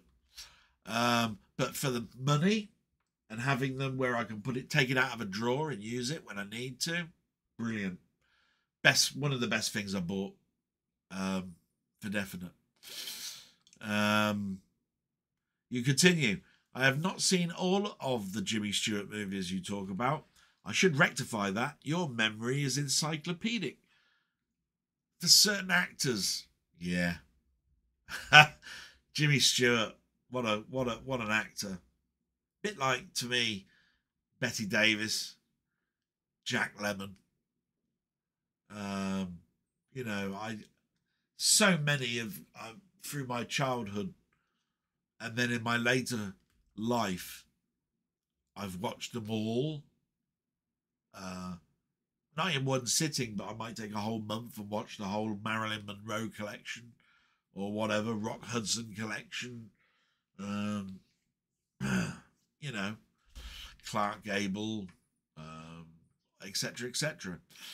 It's just my mood. So what are you saying is that you and Denny need to come together, preferably after your asses are together. Yeah. All right. Yes, I even corrected myself when I said it that, yeah, it sounded rude. That's fun. Anyone who favourably compares the quality of VHS video to Blu-ray or even DVD need to give their heads a good solid shake. Their brains need reseating. Duh, indeed. Yeah, exactly. And as much as we're moving forward into 8K, because they've just mentioned, by the way, on the MetaQuest 3 that you can now watch 8K videos because of the way that it works with the resolution of each eye. My eyesight's not getting any better. It's only good for the people that are in their 20s and 30s with 20/20 vision. So, yeah. Over the top for me, I'm afraid. It will look probably the same. I'm just coming to the halfway point of this blog. I've been puttering around while doing that, but I need to pull some tools out and do a bit of work. I prefer to keep a running commentary, as I've done here, because I forget my thoughts otherwise, and my thoughts are obviously the best thoughts you are going to read in any given week. If I end up listening to the rest and not commenting, I wish you and your mum all the best. You are a good son. Do you know what? That's the nicest thing anybody can say. I'm a good son. I hope I am. I think twice now whether I was a good son to my dad. I hope I was. I loved my dad. Miss him so much. And now it's all about my mum. Every second of the day I'm thinking about my mum, really. And it's half of the reason why I remain positive about my health at the moment. What would it be like if her son was buried before her? No, can't happen. And with that cheery note, we've come to the end. Bloody hell. That's the end of all of the comments. And we move now, after I've had a bit of orange, to what I've watched on YouTube. We are going quite quick today. So let's keep going. Watched on YouTube. As you know, there are 2 stay points here. They are This Week in Retro and Techmoan. I actually heard from Nige a week or so ago. I pointed out the record player to him. I sent him the link. He watched it. He said, "Do you know what? And he said to me, I used to subscribe to that guy. I think I'm going to resubscribe." It's good if he has done that. I think he'll get a great benefit of it. Nige is so knowledgeable in vinyl and records in general, and bangs on about Discogs and all of this sort of stuff.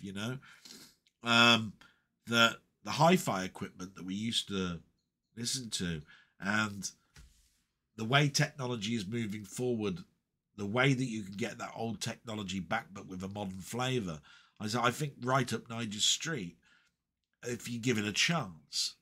Some people are put off by technology. Shouldn't do that. Shouldn't close your mind off to something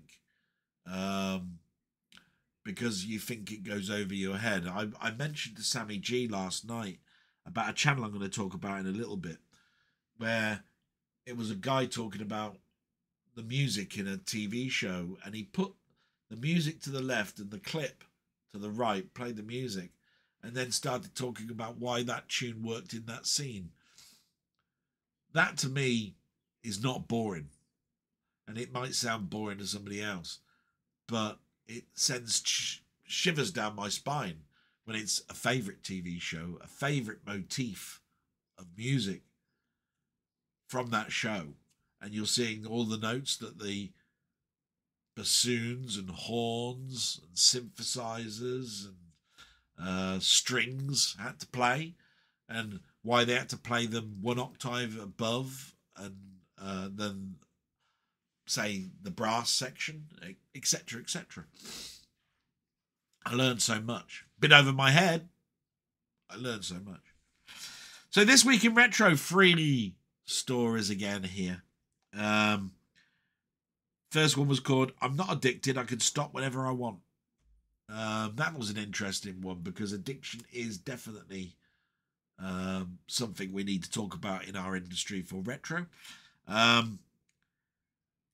Sexy or Kexy Time, which is a story based on the high street store Sex or Kex, it depends on how you want to pronounce it, are now doing a repair service for game consoles. And they talk about whether the model will work, the business model. And then Please Don't Go, a section about abandonware, where the word abandonware come from, what it actually means, what you can do, what you can't do, what sites are being taken down, all that sort of stuff. Great section, knew it all anyway, but it's nice for it to see a recap or a reiteration to new people that might not know. Brilliant. And Techmoan was a little bit, not mediocre, but a little bit less involved in this week, because he only really talked about the colour of a device. So he brought out a video 3 or 4 weeks ago of a karaoke machine by Sony, and he talked about the fact that he didn't know if it was discolored or whether that was the actual colour when you bought it.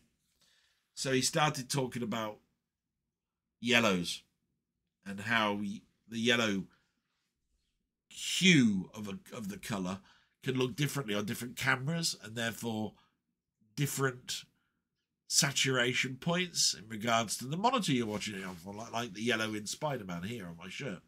Could look bright. To me, it's got a bit of orange in it, but it looks probably bright yellow to the camera. So that was interesting.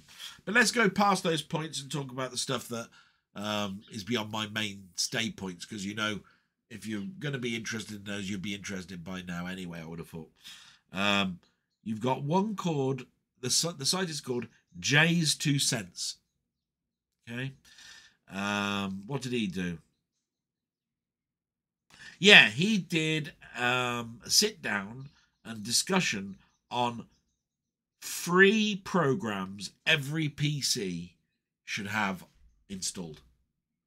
And I couldn't not disagree with him. He had all sorts of things like hardware monitoring tools, like controlling the fans on your machine and all of that sort of stuff.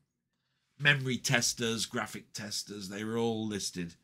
Nice to have a guy that tells you what's out there and what you should be doing to keep your machine healthy. Then we've got RMC again, who is basically This Week in Retro. He showed off the only known prototype of an arcade game called Lemmings, which was a game on the microcomputers of the time. So I saw that Lemmings on the Amiga initially. I have seen it on the ST, Commodore 64, Spectrum, etc., etc. But apparently there was an arcade game that was going to be in development. It got so close that a board had actually been manufactured with problems on it. And he's decided to create a project where he's going to bring that board and put it into a device to play it. Finally. Brilliant. Watch this space for that. That'll be brilliant. Then you've got David McCauley.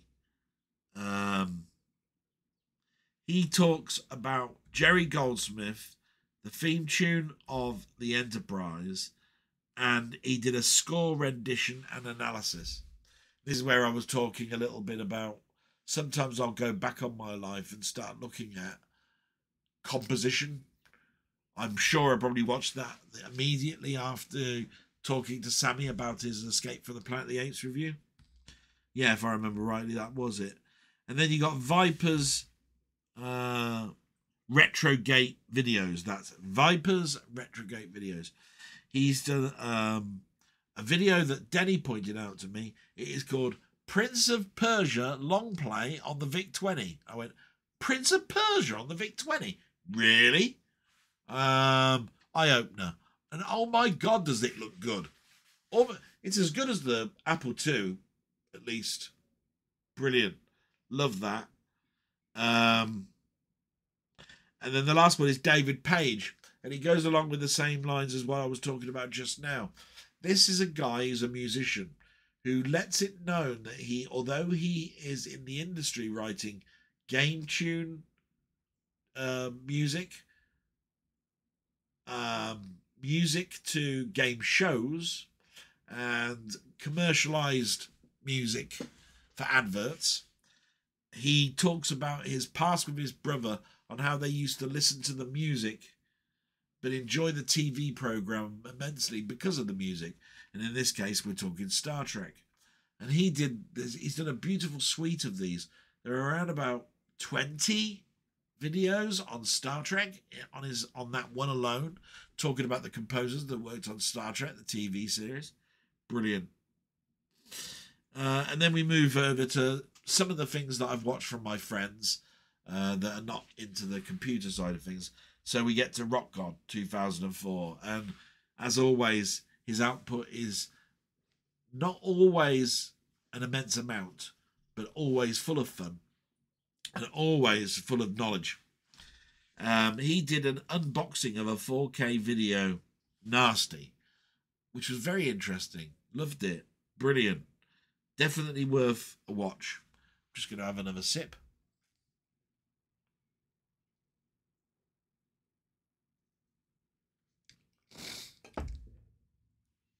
Yeah, Rock God is one of those force of natures, like I said, and he's very funny, but he's educational, and he's taken aback when people send him things in the post. I did send him something this week. I was in a bad way. I sent 2 films, one on purpose because it bookended something that I'd bought to him previously, which was a Laurel and Hardy related item. The other one was more because I had a chat with my friend Ryan. We were talking such a great way about this film, and I wondered if Nige had it. So I bought it, and unfortunately it didn't change my mood. The reason for buying it is always to cheer the other person up and to show that you're respecting, that you love them to bits. But it's also to make me feel good as well, and it didn't change my mood. So it didn't do the right thing, in other words, which is a shame. Then we get to Ian Hill, The Ramblings, and you know, I've talked about him earlier on. Please go and sub him. He's a brilliant guy, very knowledgeable, says it how it is. And he's done no end of this week. He's done a review of Paranoia, a review of Bone Tomahawk, a review of Strangers on a Train, a film. He did a Del Boy live stream with me on Wednesday. Pretty much that's it, with some unboxing and some vinyl stuff. So lots for you to watch there. And the last but not least is your Euphoria Pictures. Haven't watched too much of the chat channel stuff again just recently. I did catch the last 10 minutes of Scott's stream, but it wasn't really anything to go by. But I still get immense enjoyment when I do watch them. So please do continue to watch them if I haven't even mentioned them.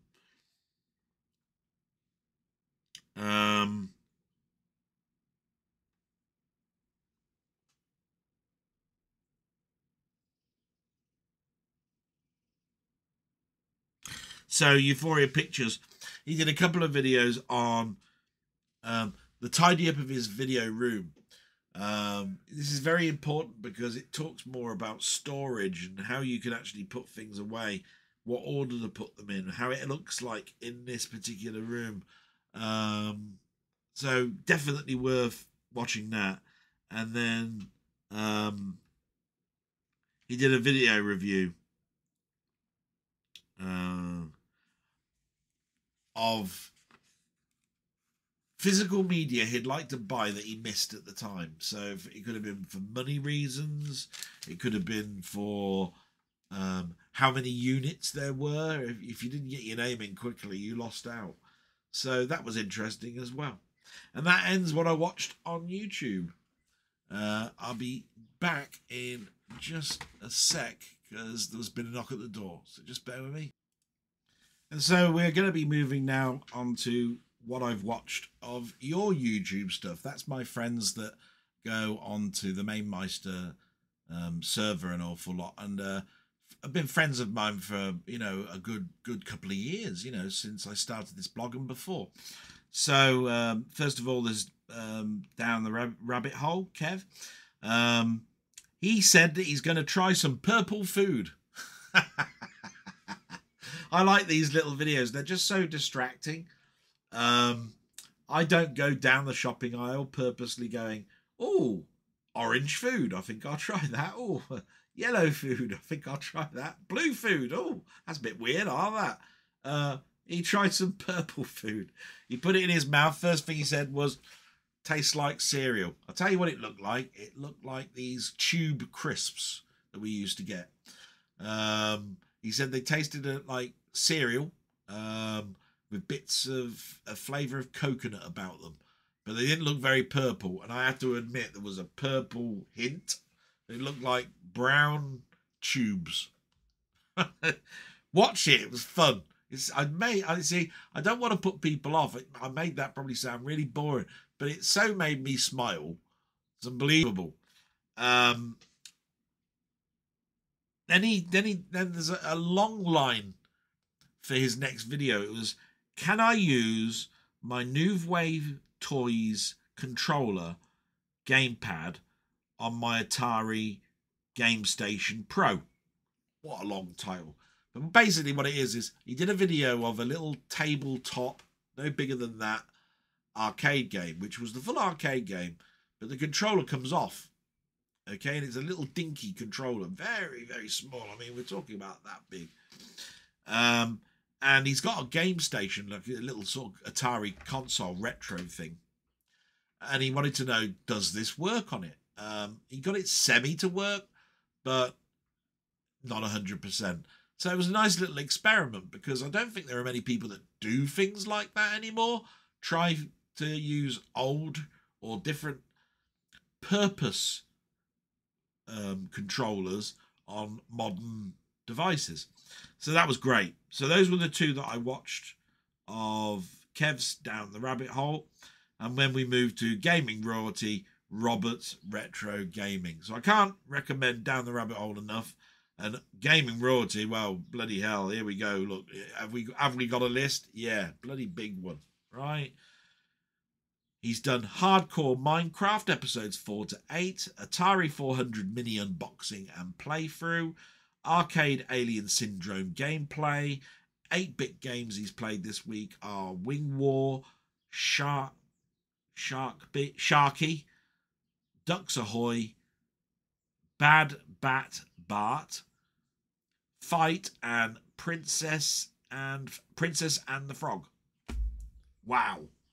I mean, if you think about it, there's more than 7 there, and there are 7 days in the week, which means he was bringing out stuff twice a day.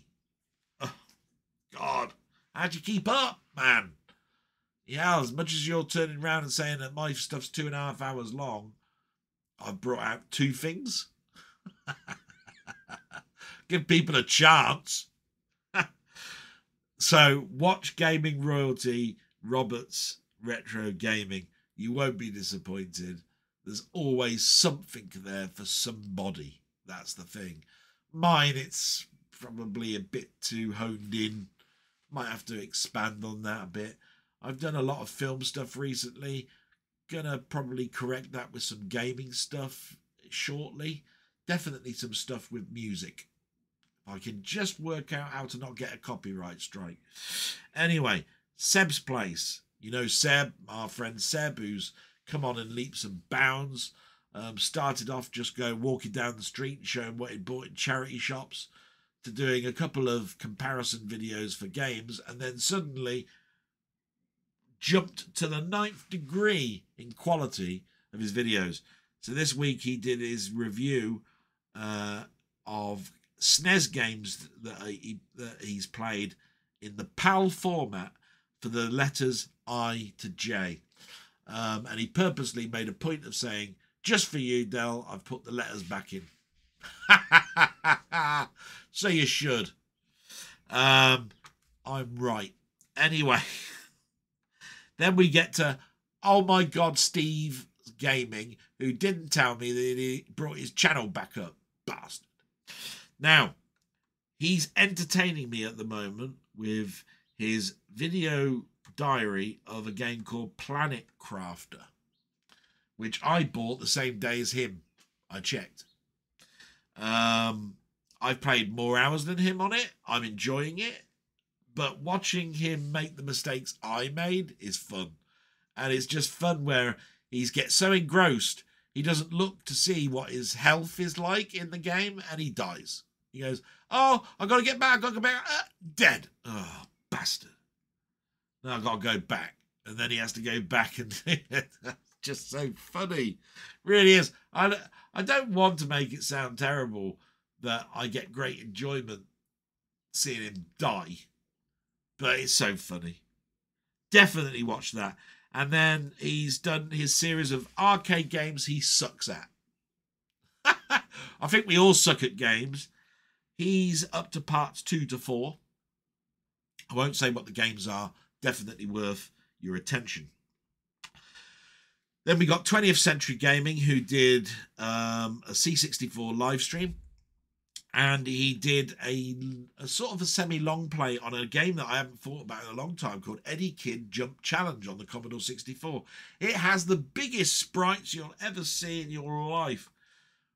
Trying to get Eddie Kid to jump over double-decker buses or cars. That's all you got to do. But it's a brilliant game. I remember playing that to death as a kiddie. Definitely worth a watch. And then a person who we haven't heard from in a long time, and not only does he do one video, he does a second.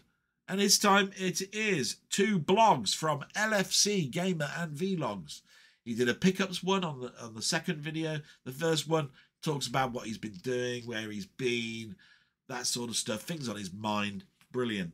And then we can't miss my friend Mamemeister, who's done exceptional stuff for all of us through the years. He did his blog, he did his Sunday stream, shout out as well to the fact that he's got some footage when he comes back from Arcade Club, and he did an arcade comparison, which was brilliant, because it's very difficult for him when you've been around for so long to bring up games that he's going to enjoy playing and then doing a comparison of, because he's done all the ones he liked at the beginning. Even though there are thousands and thousands of arcade games, there are generally in our people's lifetimes in the arcades that could probably really only say 200 of them are the ones that you remember playing and having fun with. The rest are either remembered and you didn't like them, or not remembered and you're unsure whether, and therefore you don't have a nostalgia for them.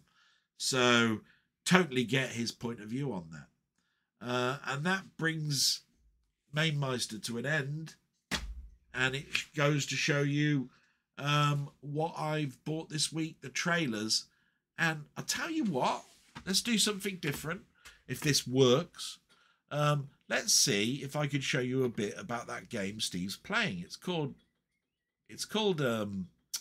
Planet Crafter. If I can get it to come up, I'll switch camera and you can have a little look around my base without giving any game away for Steve, because I want him to learn the game. So let's see if we can get this working. Hopefully the picture will come up in a minute. There it is. And I'll see if I can go to the options and turn the sound down a bit.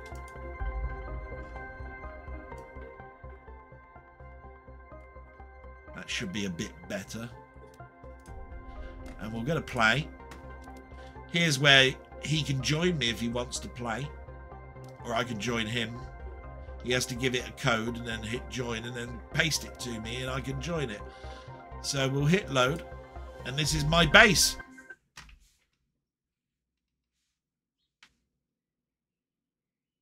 Here we go. So here's my base. This is where I'm growing oxygen and some food. Here's how my planet is growing at the moment. And you can see the blueprints for the devices that I've unlocked. Here's a crafting table which you start off with. And here's some more food. And some cabinets that I've put stuff in. You know, these are the things that I've grown, found. That's titanium. Seeds to grow oxygen. Some cloth to build things with. Unusual quartz stuff. Some heaters. That's a recycling machine. Some more stuff that I've picked up, like silicon. Here's a new crafting table where I can make larger things like rocket engines and stuff with radioactive material. Here's some more stuff that I've picked up. And then right at the back is all my heating generators, all just piled up. It's a multi-layered base, so I can go up the ladders. There's not an awful lot going on up here, although you can see the outside a little bit better. Steve might recognise what he's looking at here, because there's the spaceship on the corner. You can see I've got some water now, some lakes. There's my drills and my nuclear power plants. And there's my biodomes. And then there's nothing around here at the moment. So let's go back down. And we can go outside. Oh, now you know you have to notice the health and everything. So my food is down and my water's down. So I better eat some food. And some water. There we go. Before we go anywhere. We go outside and we can look around my base. Now I have a jetpack, which he doesn't have. So I can jump up and fly around. Like this. There's my grass spreaders. So I'm starting to grow plants. This is my biodomes. And my tree biodome. Now I can go into the biodomes and you can see what I'm doing. I'm growing plants and things. Because terraforming this planet, I need to build things like plants and stuff and get water and get the air breathable. Otherwise, I need to continue to stay in this suit that I'm in. There's the solar power plants. And there's my rocket, which basically I can start building, start getting some GPS stuff out. The planet is still barren and there's still these dreads of ships that I can raid. So you can go in here. It's very claustrophobic when you go into here. And it gets very dark as well. See, look, no light. So you have to turn the flashlight on. He'll recognise all of this. So we won't stay in here too long. And then as you move around, you start to find caves. So we'll go over to this cave over here. This is a radioactive cave, look. And this is where I can get iridium from. If I haven't raided it enough already. See if I go up here. Yeah, there's some iridium, look. Iridium, should I say.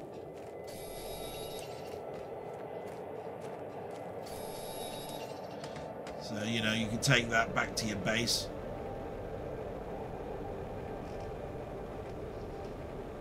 And you're constantly always running out of oxygen. So you can build little compartments for yourself so that you can fill your oxygen up. So there's a little compartment that I built in the early days. Don't need it so much now that I've got a jetpack.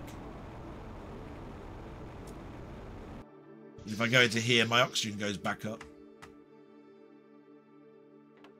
It's a very colourful world. So if we go over here, this is where I can get some aluminium from, which is very, very needed. The planet has now lost its ice, and the water has melted. The ice has melted and turned to water. There's still some areas that are dark and dank and not hot. Here's the aluminium field, and again another crash ship that I can interrogate if I wanted to. I've already done that though.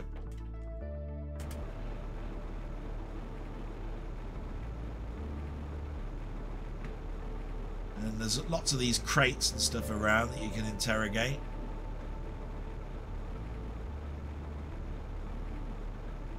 There you can see my base as it is at the moment.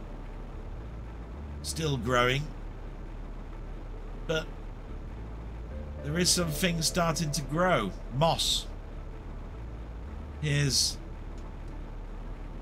is a very, very big lake now, but Steve will recognise it because of that area there. But if I was to carry on over here, he'll recognise something that I'm going to show him in a moment. If I just drop underwater. See if I can speed up. Hopefully it's not too far away.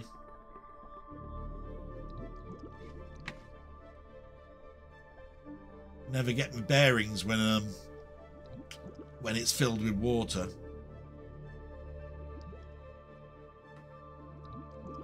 Can't seem to find it now. It's around here somewhere. There it is. There's my starter base. All this was just ground at one point. Oh, there's a message. So, oxygen doesn't matter because there's no oxygen above the water either. So it doesn't matter.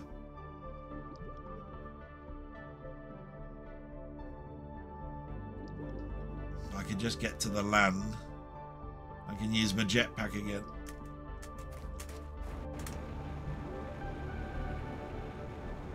And then I'll get back into my base. There we go. Oh, got some plants. I'll have those.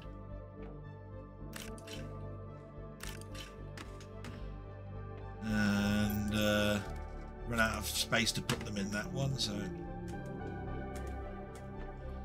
might still have some space in here. There we go. Put those into my little cabinet,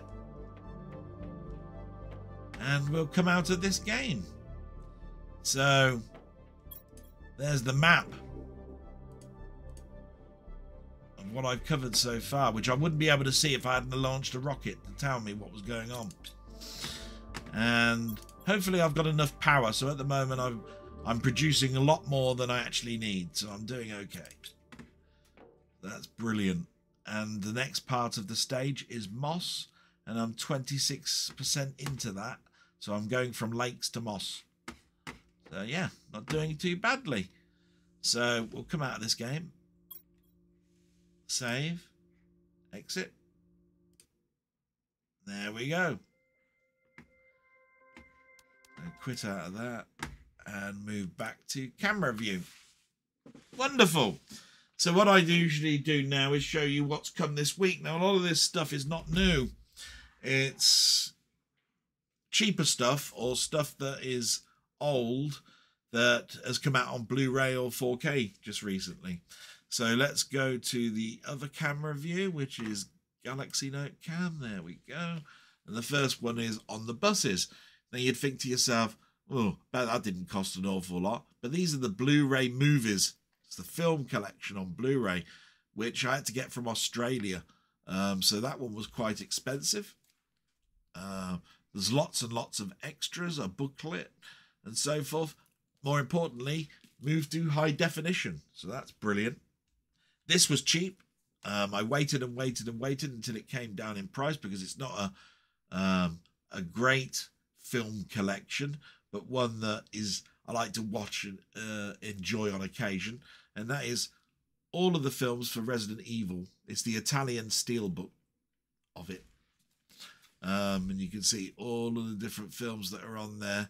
That was under half price from when it first came out. So that was quite good. This I bought from a charity shop, Company of Wolves, for £1. It's a steelbook, but it is only DVD. Just DVD. But £1. How can you go wrong for a steelbook? £1. Company of Wolves. Brilliant. And then in the same charity shop, a film that I missed, which was Lincoln. £2. Blu-ray. Brilliant. Digital code doesn't work anymore, but that's a great film. I remember seeing that at the cinema. Waited for a steelbook. Think I missed it, or it's not out. Another one that was half price is Frankenstein. Mary Shelley's Frankenstein. From Arrow. It's a steelbook. I got that half price from HMV in a sale. This was half price on Amazon, which is the foreign version of Gemini Man. Again, just a science fiction, not particularly brilliant film, but I missed it because of the Blu-ray 3D. So, pick that one up. And then, not out until tomorrow as a UK release, and been out in the Americas for about 3 weeks, the 4K version of Aliens. This is the British one, so you can see it's got none of the stickers that you have to peel off. It is a slip-cased edition. So there it is. Got it from HMV. You can see where I got it from. And it's the 3-disc multi-region edition, which my friends didn't tell me about, that if I bought the American one, it was multi-region. Nobody really knew. You had to take a guess. And I didn't. So the only thing that I bought foreign was The Abyss, which hasn't been released yet. I've got the Italian version of that coming. And the other one, True Romance and Aliens, was British, and that's out. So I've got the 3 James Cameron films nearly here now. Some people will ask, well, surely you got a multi-region player. I have got a multi-region Blu-ray player, which is what I'd need, but it's not hooked up anymore because I hook up my 4K player to my 4K TV and my 4K amp. Therefore, I have to use hacks. That's a keyboard hack on the remote to get it to be multi-region. The reason the player was not multi-region was told in a blog about 3 weeks ago, where my first player was multi-region. It was a Panasonic 8200, is it? Yeah, something like that. But it arrived broke, so I had to pay an extra £100, and I got a £1,000 Blu-ray 4K player, but it was not multi-region. It's the Panasonic 9000. Look it up, boys and girls. It is the #1, I think, player as far as I'm concerned. Nothing wrong with the others, Sony and stuff, but that Panasonic player is held in very, very high regard. So that's brilliant. And what do we do now then, boys and girls? We actually do media playback, don't we? So let's bring up my media player. There we go. And I'm going to shut up and let you watch some trailers of some of those boxes that you've just seen, and anything else I might have seen as a documentary that I thought was pretty good this week. So I'm going to turn my mic off and let you watch some trailers.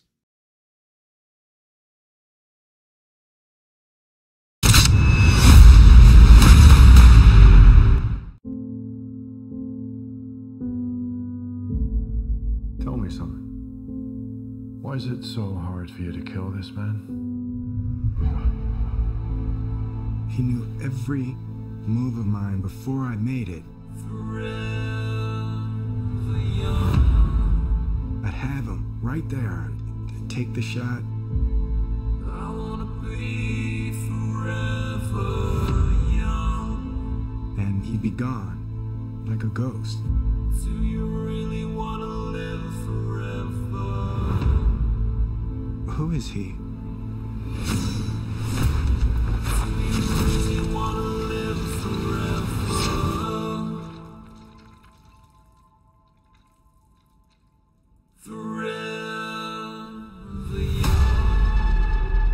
I think I know why he's as good as you. He is you. 25 years ago, they made you from me. They chose me because there's never been anybody like me. We have to end this right now. You have all of his gifts without his pain. You made a person out of another person. Then you sent me to kill him. You made a choice to do this to me. This thing that you're struggling with, it's fear. Embrace it and then overcome it.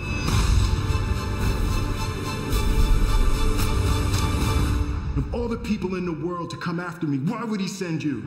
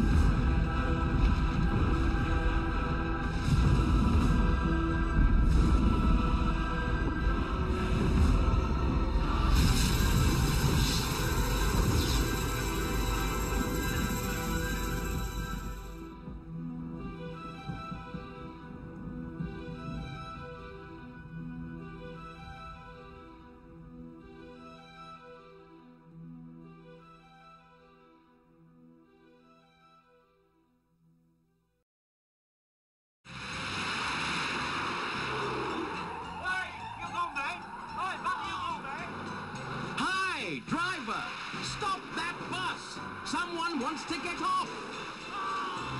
And he does. That's how you've seen them all before. But now they're on the big screen in colour. Bigger and better than ever before. Don't muck about. I know for a start. Stop! And no one stops for anything. Except for this, and that, and more of this and that. Oh my God, it's my old man. Quick, scarf, or he'll kill you. I don't think. I know that. He doesn't.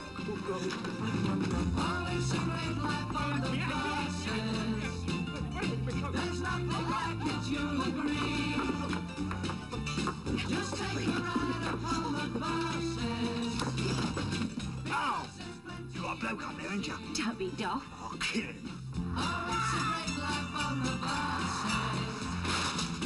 It's a great life on the buses. But no wonder our fares are going up, and up, and upsy daisy. There's always gay life on the buses. Driving everyone round the bend, Stan Butler. Waiting at the bus stop, Come on, Mum. Stan's mum.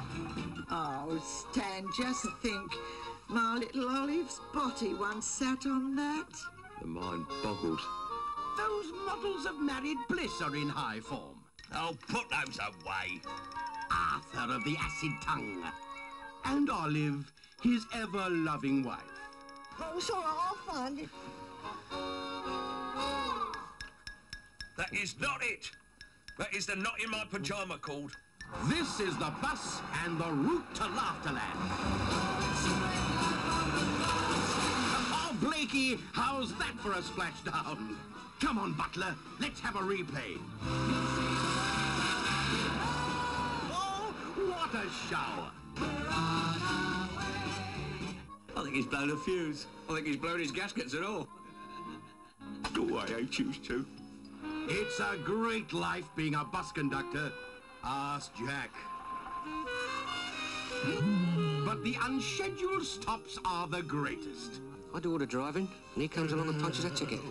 Oh, God. You made my day, then. Come this way. The crew has never been in better form. It's the wildest, funniest joyride ever.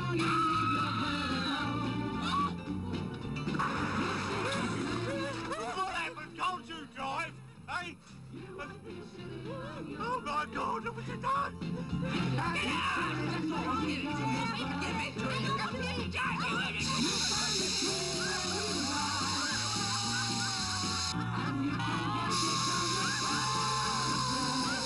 Upstairs or down inside.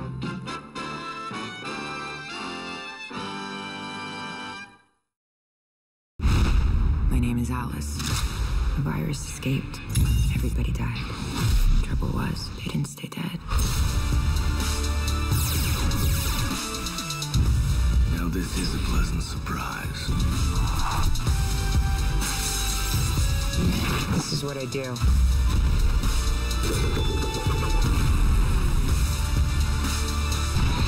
You're all going to die down here. What are we gonna do? We're gonna kill every last one of them.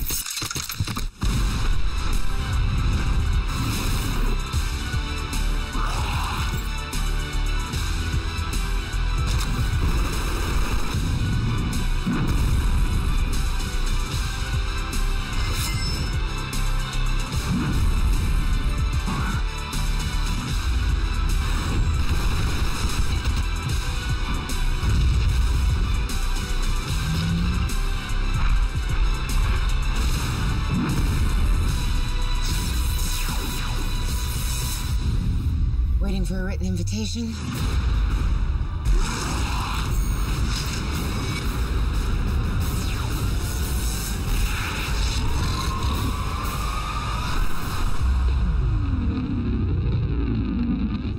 Hey boys, is that any way to treat a lady?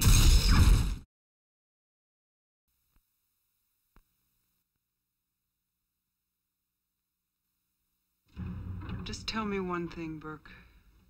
You're going out there to destroy them, right? Not to study. Not to bring back, but to wipe them out. That's the plan. All right, people, on the ready line. Are you ready? Yeah! Are you ready? Yeah! Get on the ready line, Marine! Get down to die! Get on the ready line!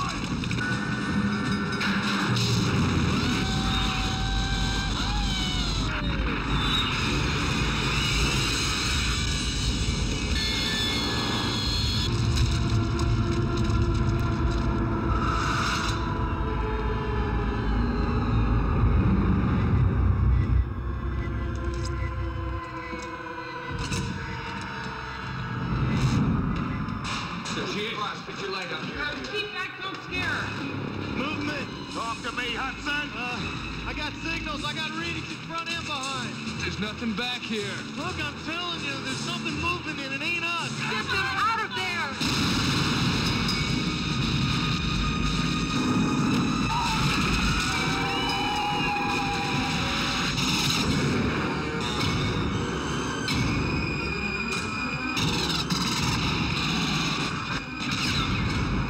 They cut the power.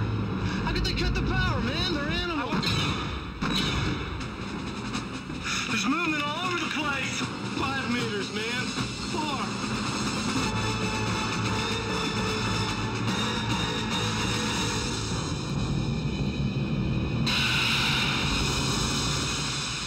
Aliens. This time, it's war.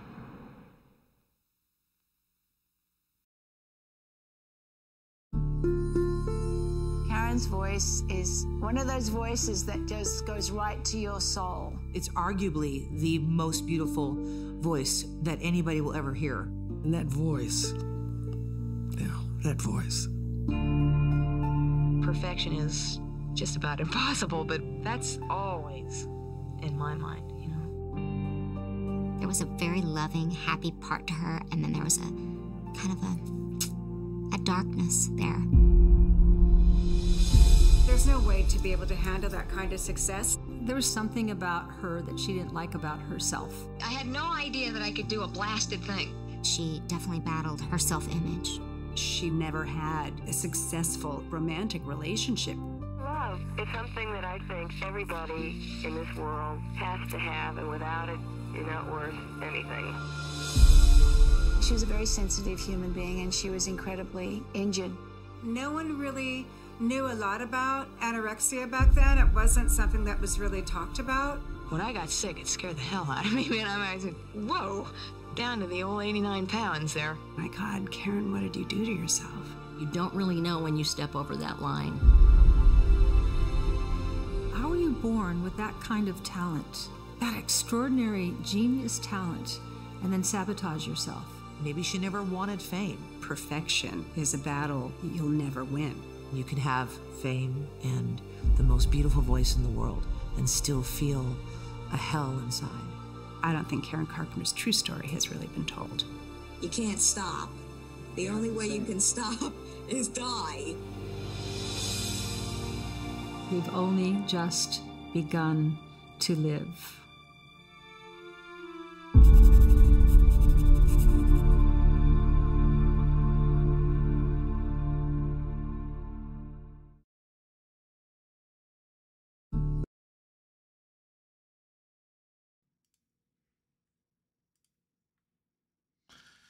And there's the trailers, and I threw that last one in because that was a documentary that I picked up, watched on TV just recently on a documentary channel, and it's one that I might buy if it's out yet. I'm not quite sure. Such a great talent is Karen Carpenter. As much as you can make a joke about the type of music that they did, the voice, just incredible. And the way that she left us, the way that she died, the infancy that we now know of anorexia nervosa. It just seems crazy that we didn't know about this, and we still didn't do anything for a good 10 or so years after her death. and still now. So, you know, I look at these things and go, are we really moving forward? You know, I sometimes wonder this. I know everything requires money, but at the end of the day, if you can stop something like this happening, put money into it, get it stopped.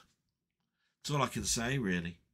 And then I just want to pick up on what my friends have been talking about with True Lies and these transfers. In particular, this one, Aliens. I've actually looked at that now. And I tell you what, the picture quality is beautiful. Nothing wrong with it.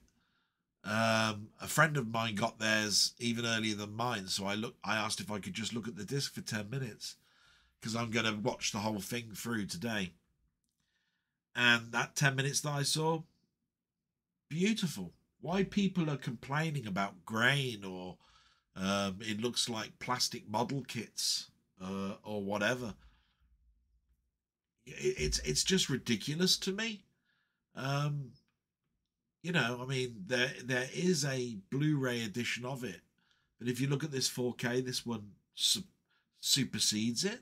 So what's the problem? If you don't want that, keep your Blu-ray. That's all I've got to say on the matter, really. I'm so blessed that physical media is still around. To complain and then people to go, well, sod you then, we're not going to do it on physical media anymore. You've just destroyed us as collectors. Thanks very much in one whole swoop. All because you don't like a bit of speckly grain on pictures. Ridiculous. And with that bombshell, I hope to see you next week. Wish me luck for tomorrow. It is a worry for me. I'm trying to smile through it, but to be quite honest, the inner side of me is scared to death. And yeah, I hope to turn that loneliness around, and I hope to turn that frown upside down to a smile. And with that, salute. Bye-bye.